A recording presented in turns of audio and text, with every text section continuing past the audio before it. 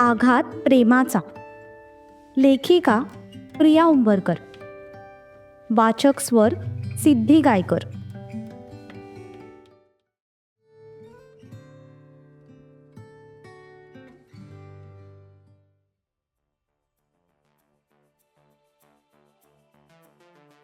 हे बघा, तुम्ही मला सॉरी बोला आणि जा. तुम्हाला माहिती नाहीये माझा भाऊ कोण आहे ते. त्याला जर कळलं ना की तुम्ही माझ्याशी अशी गैरवर्तणूक केलीये तर तो तुमचे हातपाय तोडून ठेवेल. कोण आहात कोण तुम्ही? कुठल्या देशाचे पंतप्रधान आहात? तिचे शब्द त्याला वारंवार आठवत होते. तो तिच्या प्रत्येक शब्दाचा राग समोरच्या पंचिंग बॅगवर काढत होता. काही केल्या तिचे ते शब्द त्याच्या मेंदूतून जायलाच तयार नव्हते. रिपीट टेलिकास्ट केल्यासारखं तिचं प्रत्येक वाक्य त्याच्या कानात लाऊड स्पीकर सारखं घुमत होतं.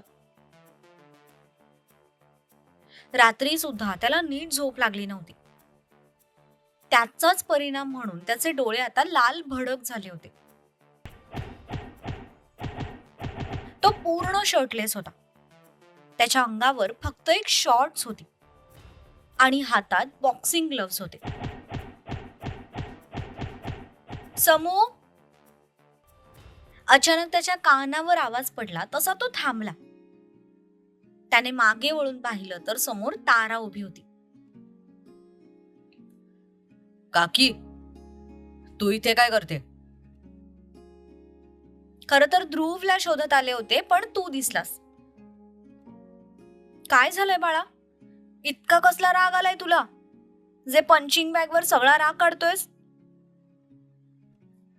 काय नाही काकी, असंच एक्सरसाइज करत होतो. समू, बॉक्सिंग कधी काळी माझी हॉबी होती, हे विसरू नकोस. ज्या पद्धतीने तू कंटिन्युअसली अटॅक करत होतास ना, ते कसला तरी राग आल्यावरच असतो. तुझ्या सवयी पण माहिती आहेत मला. एखाद्या गोष्टीचा राग आला की तो सगळा राग जिम मध्ये काढायचा. चल सांग आता, काय झालंय? कोणाचा इतका राग आलाय तुला? तसं त्याने इतका वेळ दाबून धरलेला श्वास मोकळा सोडला. हातातले ग्लव्स बाजूला टाकत त्याने जाऊन पाण्याची बॉटल हातात घेतली आणि घटाघटा करत अर्धी बॉटल संपवली.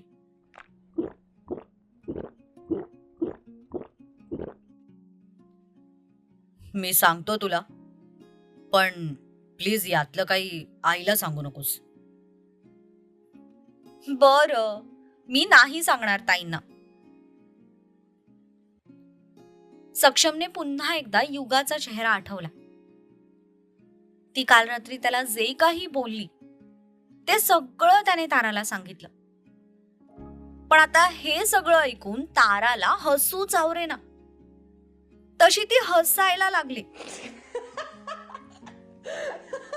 काकी यार, हसू नको तू आता. आधीच ती पोरगी डोक्यात गेलीये माझ्या.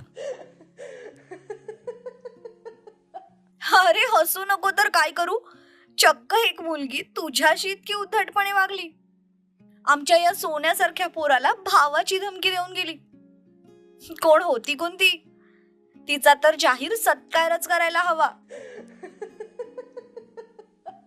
ती कोण होती ते तर माहित नाही मला, पण चुकून जरी ती पुन्हा माझ्या समोर कधी आली ना, तर सोडणार नाहीये मी तिला. अच्छा, आणि सोडणार नाही म्हणजे बायको बनवून आणतोस की काय तिला घरात? बायको आणि तिला तर मी आपल्या घराच्या 5 किलोमीटर आजूबाजूला सुद्धा बघू शकत नाही. तिच्याशी लग्न करणं तर खूप दूरची गोष्ट आहे.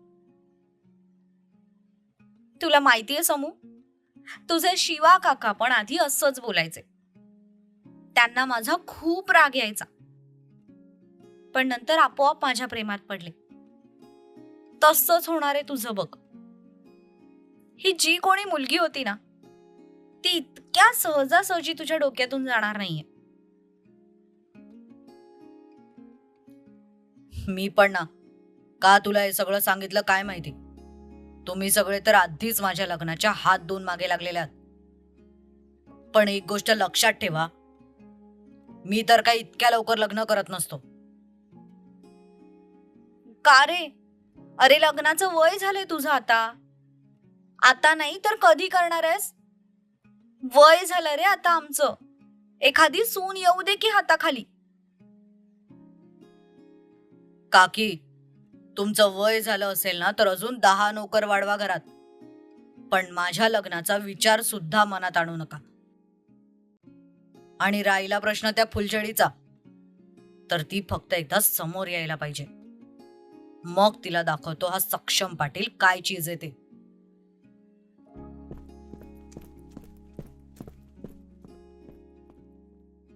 सक्षमने बाजूला टाकलेला शर्ट उचलून ताड ताड पावलं टाकत तिथून निघून गेला.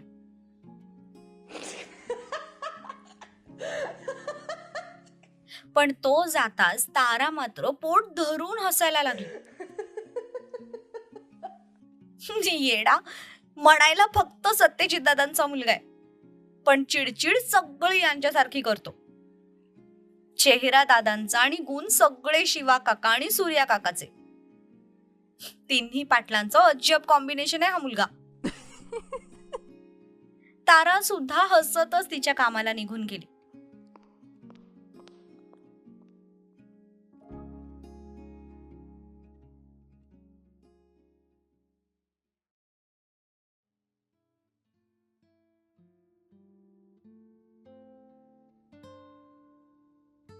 हे घे, हे नैवेद्याचं ताट, आणि मध्ये भूक लागली तर डबा पण दिलाय.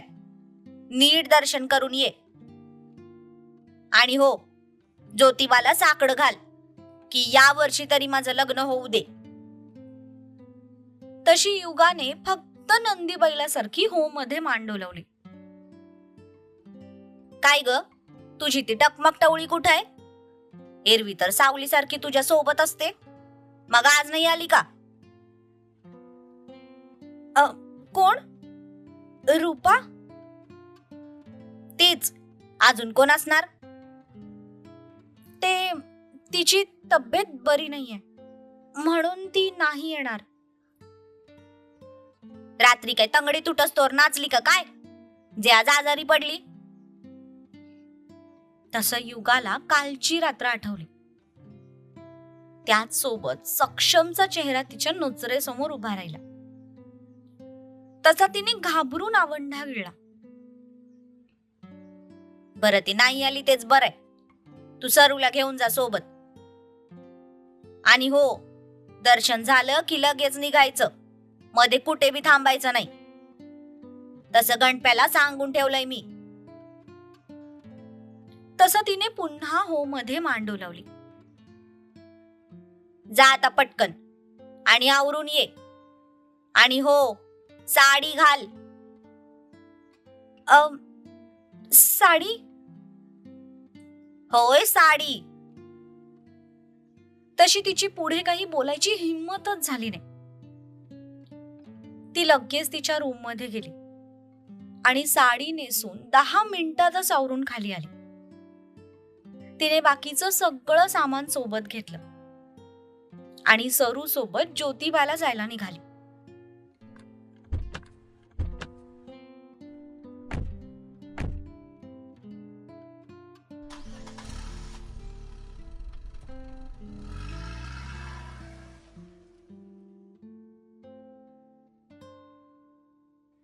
गाडीत फक्त ड्रायव्हर आणि सरू असे तिघेच होते. घरून निघायलाच त्यांना उशीर झाला होता, त्यामुळे येताना सुद्धा उशीर होईल याची त्यांना कल्पना होती. गणपत दादा, अहो किती शांतता आहे, निदान गाणी तरी लावा की, तेवढाच प्रवास जरा लवकर संपेल. गणपतने म्युझिक सिस्टम ऑन केली. युगा खिडकीला डोकं टेकून शांतपणे डोळे बंद करून बसली होती. पण जसे जसे गाण्याचे बोल तिच्या कानावर पडले, तसा पुन्हा एकदा सक्षमचा तो रागीट चेहरा तिच्या नजरेसमोर आला. त्याचे ते निळे डोळे तिला अगदी तिच्या जवळ जाणवले. तसे तिने खाडकन डोळे उघडले आणि ती नीट सावरून बसली. ताईसाहेब, अहो काय झालं? अशा का दचकला तुम्ही? आ नाही नाही, काही नाही. ते आता कोल्हापुरातून बाहेर पडले होते. पावसामुळे आजूबाजूचा परिसर अगदी हिरवागार झाला होता. त्यामुळे प्रवास करायला एक वेगळाच आनंद मिळत होता. दादा, एसी बंद करा, मला खिडकी उघडायची. गणपतने एसी बंद केला. तशी तिने खिडकीची काच खाली घेतली. काच खाली घेताच थंड हवेची झुळूक तिच्या चेहऱ्याला स्पर्श करून गेली. तसे तिचे डोळे मिटले आणि आपोआपच तिचे ओठ दोन्ही बाजूंना रुंदावले. दर्शनाच्या निमित्ताने का होईना तिला घराबाहेर पडायला मिळायचं, ज्याचा ती पुरेपूर उपयोग करून घ्यायची. ते अगदी काहीच अंतर पुढे गेले असतील तितक्यात अचानक गाडी बंद पडली. काय झालं गणपत दादा? अहो गाडी का बंद पडली? माहित नाही, तुम्ही थांबा, मी बघतोच.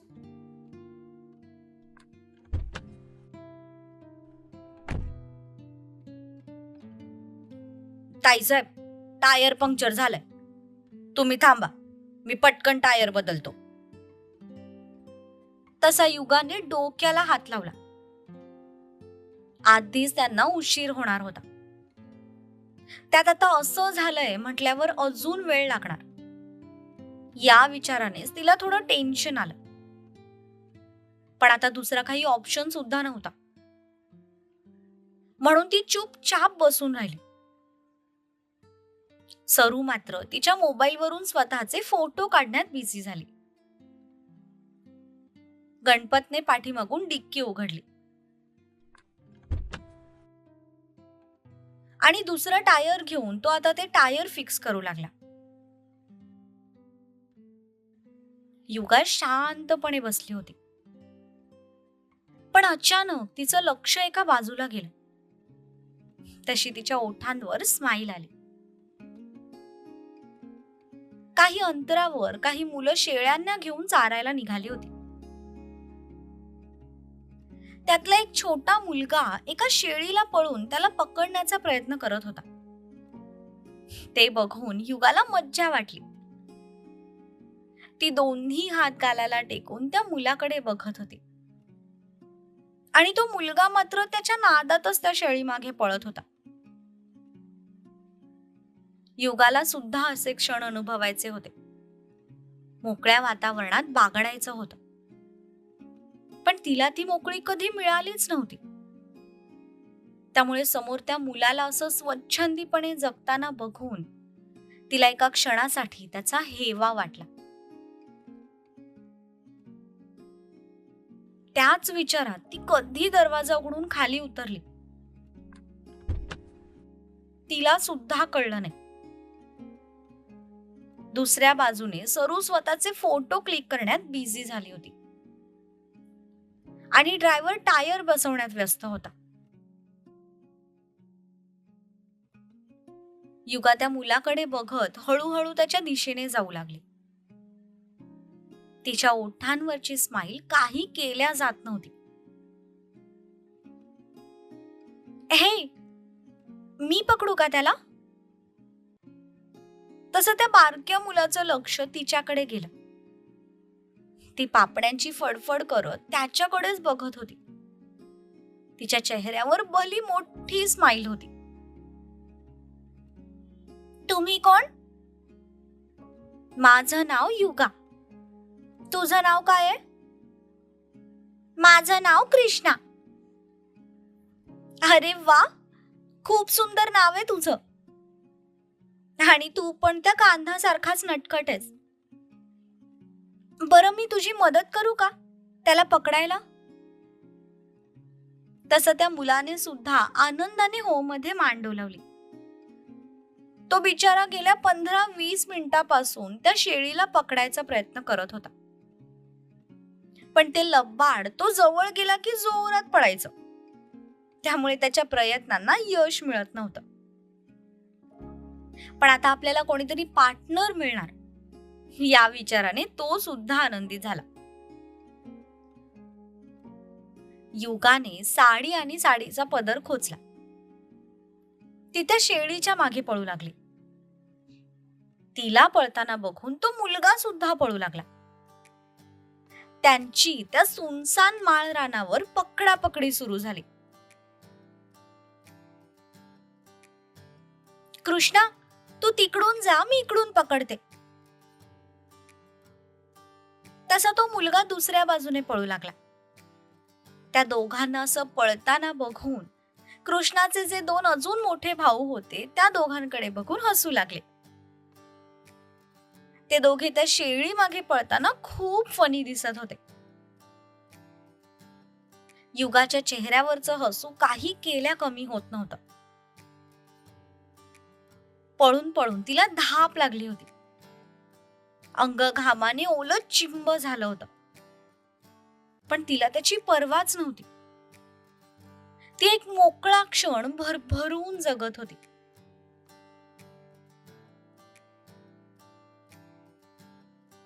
काही वेळातच सरू मागे फिरली, पण युगा गायब होती.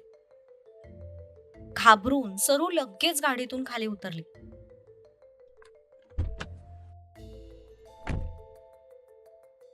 आणि इकडे तिकडे युगाला शोधू लागली. तिची नजर एका दिशेला गेली तर तिकडे युगा एका लहान मुलासोबत एका शेळी मागे पळताना तिला दिसली. तसा तिने डोक्याला हात लावला आणि ती पण हसू लागली. या ताईसाहेब पण ना कधी कधी लहान मुलागत वागतात. गणपत दादा, तुम्ही तुमचं काम करा, तोवर मी जरा ताईसाहेबांना घेऊन येते.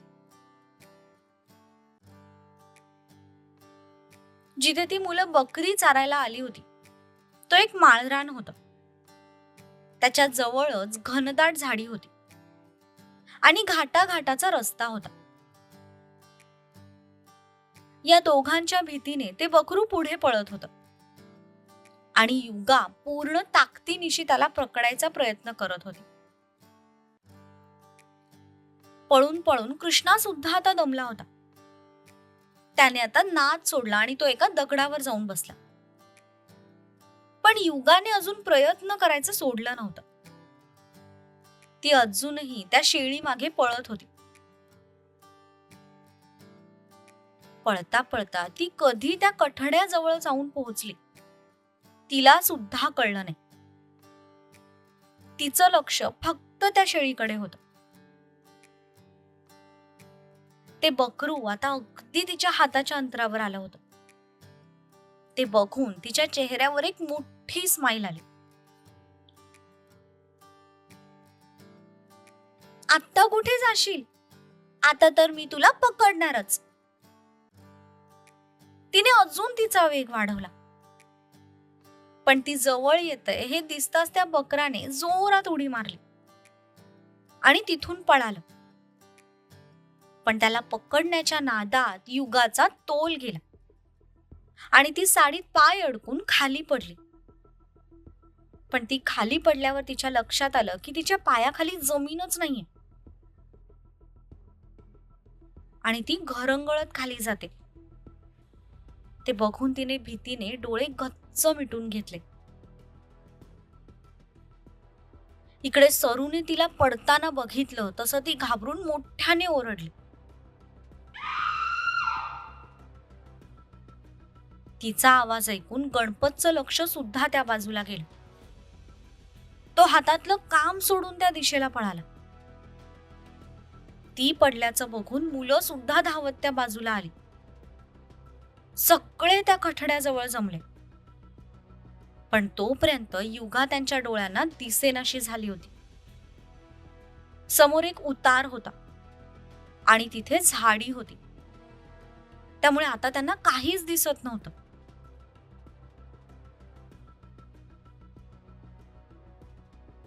इकडे युगा ज्या स्पीडने घरंगळत आली ते सरळ खालच्या रस्त्यावर येऊन पडली. तिच्या हाताला, पायाला, कमरेला आणि डोक्याला सुद्धा मार लागला होता. तशी तिची शुद्ध हरपली.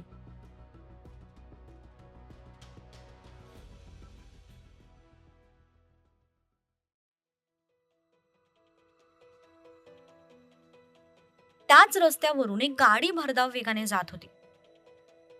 पण अचानक एखादा दगड समोर यावा तशी एक व्यक्ती गाडीच्या समोर आली. तसा ड्रायव्हरने करकचून गाडीचा ब्रेक दाबला. What the hell. ब्रेक दाबताच पाठीमागे बसलेला सक्षम तोल जाऊन पुढे गेला. तसा त्याच्या हातातला फोन खाली पडला. अशी कोण गाडी चालवतं? नीट बघून चालवता येत नाही का? सॉरी सर, पण समोर कोणीतरी अचानक आलंय. जाऊन बघ जा कोण आहे ते. तसा ड्रायव्हरने सीट बेल्ट काढला आणि तो खाली उतरला.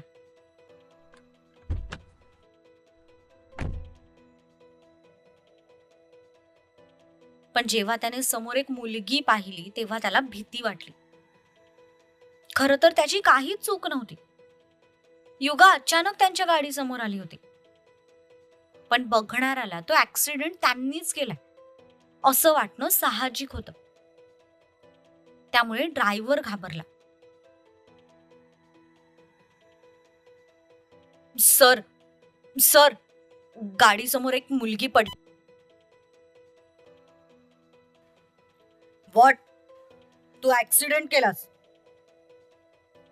आधीच काल रात्रीपासून त्याचं डोकं ठिकाणावर नव्हतं. त्यामुळे सगळा राग समोर जो येईल त्याच्यावर निघत होता.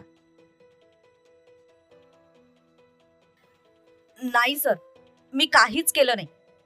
ती मुलगी वरच्या बाजूने घरंगळत खाली पडली आणि आपल्या गाडी समोर येऊन पडली.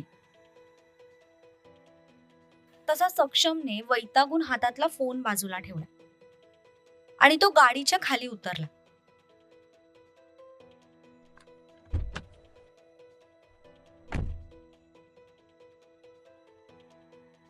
त्याने समोर येऊन पाहिलं तर एक मुलगी पालथी जमिनीवर पडली होती. आधी चिडलेला तो समोरच्या जखमी मुलीला पाहून लगेच शांत झाला आणि आता त्याच्या चेहऱ्यावर काळजी उमटली. ओ गॉड, किती लागले हिला? तिच्या हातावरच्या आणि कमरेवरच्या जखमा त्याने बघितल्या. खाली बसतच त्याने तिच्या खांद्याला पकडून तिला वळवलं. पण जसा तिचा चेहरा त्याच्या नजरेस पडला तसा तो शॉक झाला. त्याच्या समोर जखमी अवस्थेत निश्चित पडलेली ती मुलगी दुसरी तिसरी कोणी नसून तीच मुलगी होती जिने काल रात्रीपासून त्याची झोप उडवली होती. हिने काही शपथ घेतली का? रोज मांजरीसारखा माझ्या रस्त्यात आडवं यायची. तिच्याकडे बघतच तो मनात बडबडू लागला.